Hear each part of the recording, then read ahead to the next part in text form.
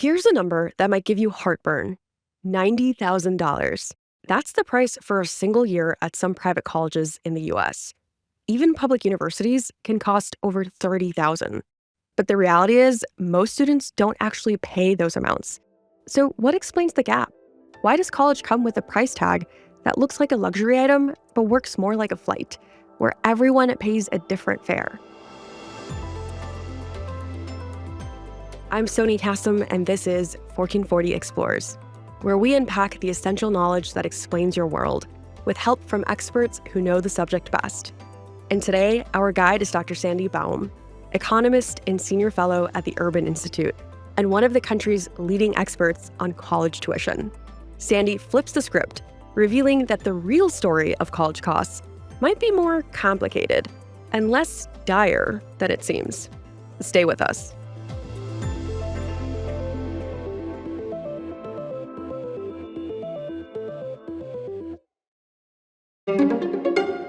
This episode is about a mystery: the price tag on higher education in America, how it got so high, why it's so confusing, and who's really footing the bill. To understand that, we have to begin in a different era, because once upon a time, college wasn't meant for most people. Here's economist Sandy Baum. Originally, college, going way back, was basically preparing people for the ministry. College for a long time was the territory of the elite. Most people didn't go to college. So college began as religious training, and even as it expanded, it remained a pathway for a small elite slice of society, like future lawyers, doctors, and civic leaders. And that stayed true for centuries. But in the early 1900s, things began to shift. States started investing in public universities, colleges expanded access to technical and agricultural education, and more women began enrolling in college. Still, college was far from common. Then came a world war. After World War II, there was the GI Bill that allowed people coming back to get a university education. The gates flew open. By the late 1940s, over 2 million veterans had enrolled in college using the GI Bill. For the first time in American history, higher education was more mainstream, not just for preachers or the wealthy, but for plumbers' sons, returning soldiers, and first-generation students. It was a revolution of access, and it was only just beginning. One president in particular picked up the baton: President Lyndon B. Johnson. He grew up poor and taught school before entering politics. And Johnson believed, fiercely, that college shouldn't just be for the lucky few. President Johnson made a very moving speech about how making federal loans available to students was going to open the doors of opportunity. Because if you're 18 years old, you've never had any credit and your parents don't have money. Since the 1970s, the federal government and state governments have participated in providing financial aid to people who can't afford to go. One of the things that they developed was grant aid, but they also provided loans. With President Johnson's Higher Education Act of 1965, the government would guarantee loans to students, making it possible for millions of teenagers to do something their parents never could. Enrollment in U.S. colleges ballooned from just 1.5 million students to over 19 million over the next 50 years. Women enrolled, immigrants enrolled, adults returned to school mid-career.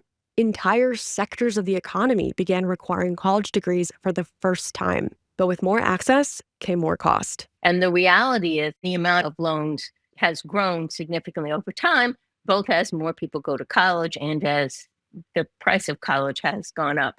Then it becomes controversial because some students borrow so much more than they can pay back. So let's follow the money. Who's actually paying the price of college? Why do so many Americans feel like the system is broken?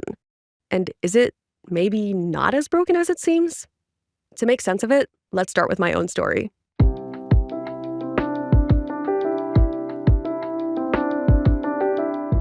I went to the University of Illinois for college, a large public university, funded in part by the state. Then I did grad school at Northwestern, a private institution with a very different financial model. At the time, I understood the difference mostly in reputation and feel. but I didn't really grasp what I was paying for or how those two systems actually worked. And it turns out, understanding how public and private colleges are funded is the key to understanding the whole story behind college costs in America. Here's economist Sandy Baum again. The example of your two institutions, Northwestern and University of Illinois, that's a really good example because the University of Illinois gets some money from the state of Illinois. So people in Illinois pay state taxes. Some of those tax revenues go to subsidize the public universities. Not as much as they would like, maybe just not enough, but still the tuition at the University of Illinois doesn't have to cover all their expenses. Translation, if you're an in-state student at the University of Illinois, the sticker price for tuition and fees is around $17,000 a year. Add room and board, and you're looking at $33,000 total. And then there's Northwestern. Northwestern doesn't get that money. They spend much more per student than the University of Illinois. Now they have a big endowment, and they use some of that money to help supplement tuition revenues. Northwestern's sticker price is about $67,000 a year, just for tuition. Once you add housing, meals, books, and fees, you're looking at $90,000 a year. That's more than the median household income in the US. But what are you paying for? At a place like Northwestern, or any elite private university, you're paying for world-class faculty, cutting-edge research, small classes, and yes, plush amenities. And to be fair, plenty of public universities have these too. Over the past 20 years, both public and private universities have invested heavily in gyms, dorms, and student centers to compete for students. But here's the thing. Amenities are the most visible part of the price tag, not the biggest driver of it. Economists like Sandy point to deeper structural forces that have pushed sticker prices up faster than inflation. First, universities are labor-intensive. Teaching can't really be automated, and salaries for faculty and staff rise with the broader economy. Second, campuses now provide far more services than they did a generation ago.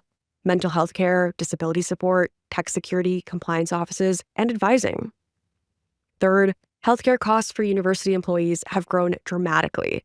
And because universities tend to have older, longer tenured employees and offer generous benefits, those increases hit their budgets especially hard.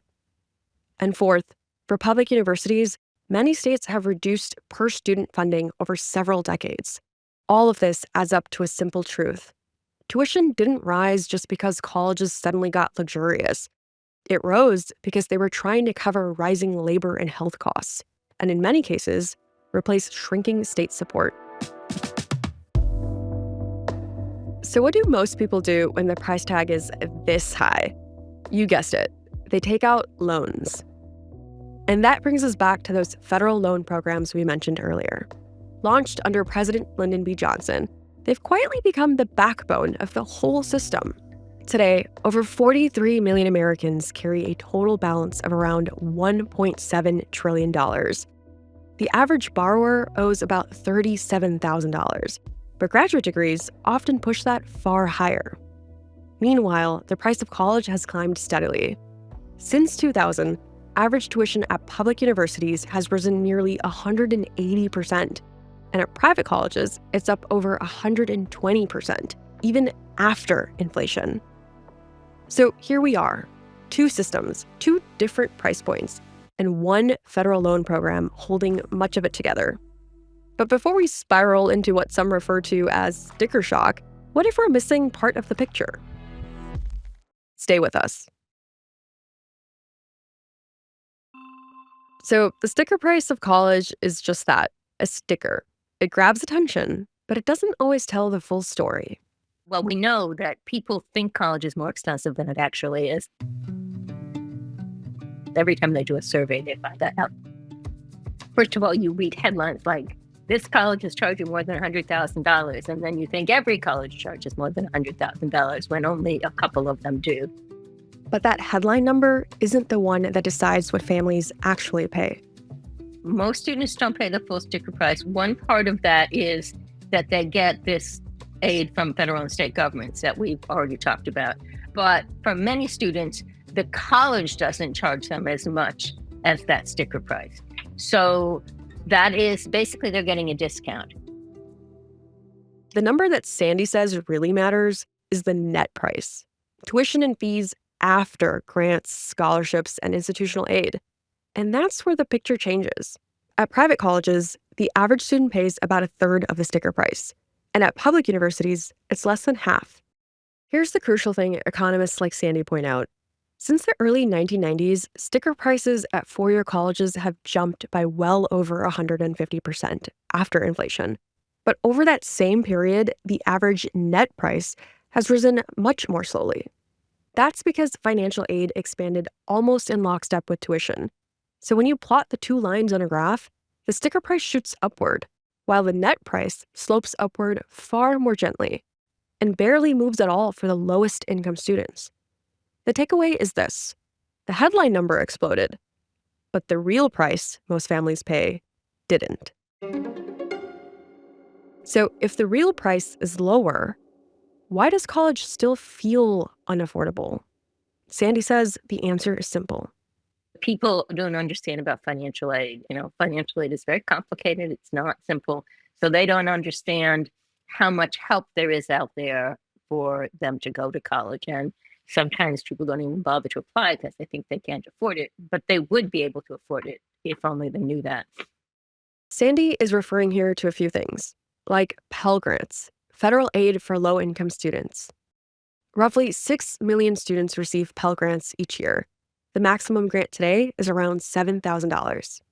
There's also state-level grants. States like California, New York, and Texas offer major tuition support programs. And then another source of financial help is institutional aid, meaning money that comes from the college itself. This isn't just for top test takers or athletes. Colleges use it to compete for all kinds of students, and most offer it to the majority of their applicants. In fact, over 80% of undergraduates at private nonprofit colleges receive some form of institutional aid. So now you may be thinking, who actually pays that full number you see on the college website? Does anyone? The answer is yes. Less than a quarter of students at private colleges do. These tend to be students from families with very high incomes, families who don't apply for aid at all, many international students, and a small group at ultra-selective institutions where aid thresholds are strict. And colleges depend on this. Those full-pay students are effectively the financial backbone of the model. Their tuition is what allows institutions to offer such deep discounts to middle and low-income students. Okay, so now we know most students don't pay the sticker price. But here's where the story takes another unexpected turn. Because when you look at who's actually carrying the biggest student loan balances, the picture flips. The vast majority of the high debts are held by people who make a lot of money. Turns out the largest debts, the six-figure balances, are mostly held by people who went to graduate school. Lawyers, doctors, MBA grads. And those borrowers are overwhelmingly in the top income brackets. In other words, the size of the loan doesn't always signal distress. Sometimes it signals the exact opposite, meaning opportunity and access to a high-earning degree. But even if that's all true, there's still an uglier side to the story. The people who struggle the most to repay their student loans are actually people who borrowed small amounts. They're people who went to college and didn't complete a credential. There are some people who borrowed $5,000, went to college for half a year and dropped out. And now, they're working for minimum wage and they really can't make payments. It's really a hardship, no matter how small those payments are. That's the part of the story you rarely hear. About the millions of Americans who do everything they were told. Go to college, take out a manageable loan, work hard.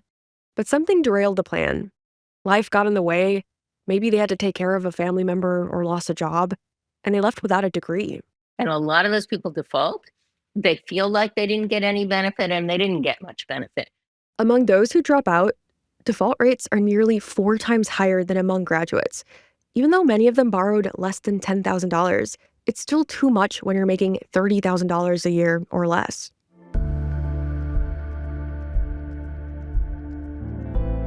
So the paradox is this. The people who owe the most often have the tools to pay it back, and the people who owe the least are the ones most likely to drown. Sandy spent part of the conversation tamping down the more dramatic headlines, but she was clear about not brushing off the people dealing with very real consequences. There are people who are really struggling with student debt. For some former students, student debt is a crisis. So you never want to say there's no problem. There are huge problems for some people. That said, we need to make it clearer how you can pay it back. This was a sobering part of the conversation, one that prompted me, as many do, to ask, well, why don't we just do what Europe does? Make college free. But here too, Sandy had some nuance to throw our way. Free isn't really free. It's actually a choice about who pays, who gets in, and what kind of college experience a society decides to offer. Well, in the places where it's free, one, people are more willing to pay taxes, and two, in general, fewer people go to college. Or in some places where public education is free, there's not enough space in the public institutions that take only the best and the brightest. In some countries, it's totally the norm. You just live at home while you're in college, right? Many students do live at home in this country, but many don't. And that's a huge part of the expense of being in college. Like if you live in a household where you don't have to pay rent, you're going to save a lot and you're going to borrow less money. So that's another thing that we could do. But we really believe in there's this sort of norm of, you're going to leave home when you're 18, you're going to go off to college, and it's going to be this whole life experience. And it is. That's a really important experience. It costs money. So the European model isn't just cheaper college. It's a different philosophy. More selective public universities, far less campus life, higher taxes, less mobility at 18. America pays more, partly because we choose a system built around access, campus life, and scale. And as Sandy reminds us, every design comes with trade-offs.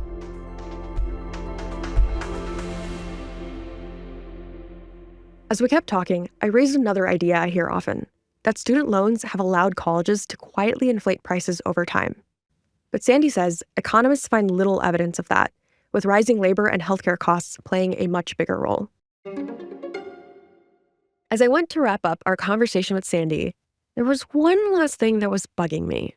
If most students don't actually pay the sticker price, why don't schools do more to explain this to the public? The short answer is, they have almost no incentive to. The sticker price signals prestige, and in the world of higher education, that matters.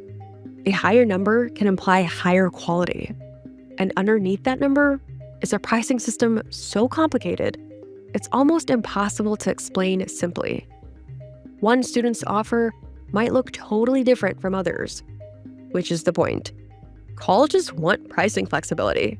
They want to shape their class, and they want to use financial aid as a recruiting tool. If they published one number, like an average cost, they'd risk turning off full-pay families. They'd invite scrutiny. So instead, the higher price anchors expectations, and colleges swoop in later with aid that feels like a deal. So where does that leave us? College in America is expensive. That's true. But the story isn't as simple as a sticker price. Most students pay far less than the headline number. The biggest, scariest loans mostly belong to high earners, doctors, lawyers, MBA grads. And the people in real trouble, they're often the ones with the smallest balances, and sometimes no degree at all. We've built a system that's confusing, uneven, and full of trade-offs.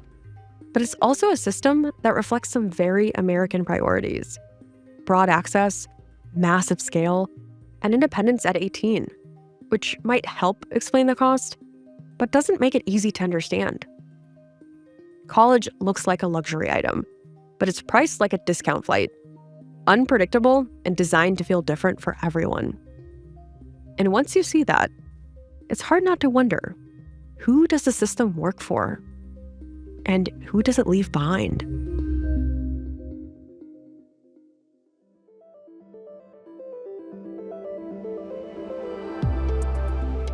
Many thanks to Sandy Baum for being our guide in this episode. And thank you for listening to 1440 Explores. I'm Sony Kassam. Make sure to follow the show and leave a review on Spotify, Apple, or wherever you listen to your podcasts. And let us know what you think at podcasts@join1440.com. 1440 Explores is a production of Rhyme Media for 1440 Media. This episode was produced by Nicolo Majnoni and edited by Dan Bobkoff. Our fact checker is Meher Qazilbash, and our sound designer is Jay Cowit. The executive producer at Rhyme is Dan Bobkoff, and the executive producers at 1440 are me and Drew Steigerwald. See you next time.